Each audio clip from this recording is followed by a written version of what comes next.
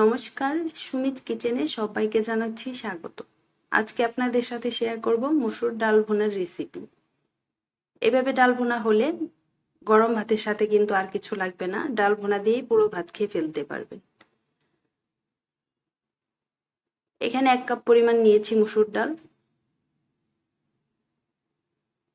জল দিয়ে পরিষ্কার করে ধুয়ে নেব, এরপর ভিজিয়ে রাখবো 15 মিনিট।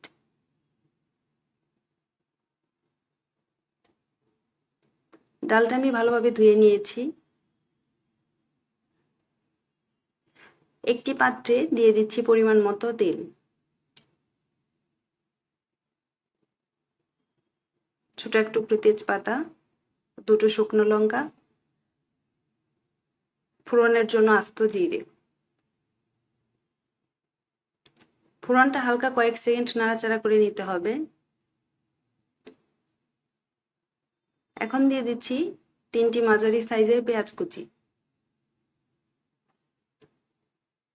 এখানে আমি রসুন কুচি নিয়েছি, 1 চা চামচ পরিমাণ হবে। পেঁয়াজ আর রসুনটাকে হালকা একটু ভেজে নেব।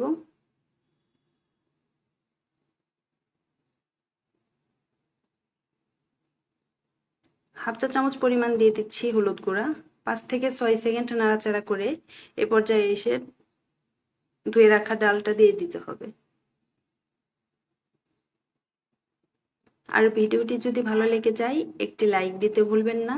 এরকম আরো সহজ রেসিপি পেতে চাইলে চ্যানেলটি সাবস্ক্রাইব করে দিতে পারেন।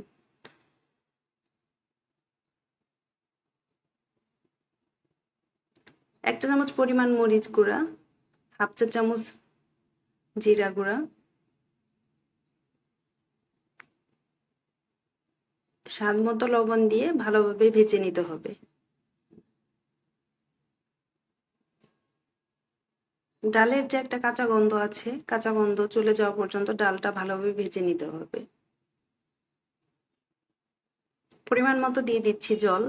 এখানে আমি 1 কাপ ডালের জন্য 3.5 কাপ পরিমাণ জল দিয়েছি।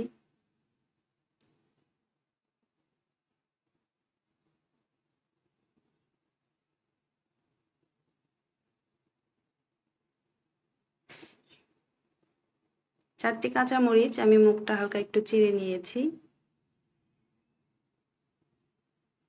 ঢাকনা দিয়ে ডালটা সিদ্ধ করার পর ফিরে আসছি।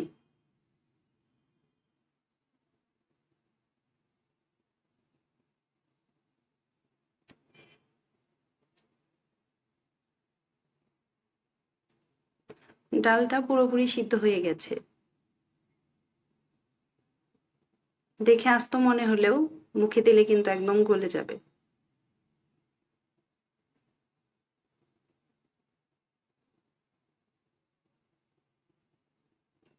উপর থেকে ধনেপাতা কুচি দিয়ে 1 মিনিটের মতো মিশিয়ে নিলেই রেডি হয়ে যাবে ডাল ভুনা।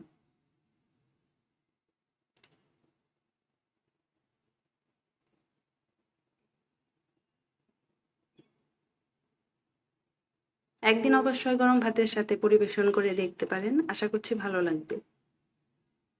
আজকের মতো এখানেই বিদায় নিচ্ছি, আবারও দেখা হবে নতুন কোনো রেসিপিতে।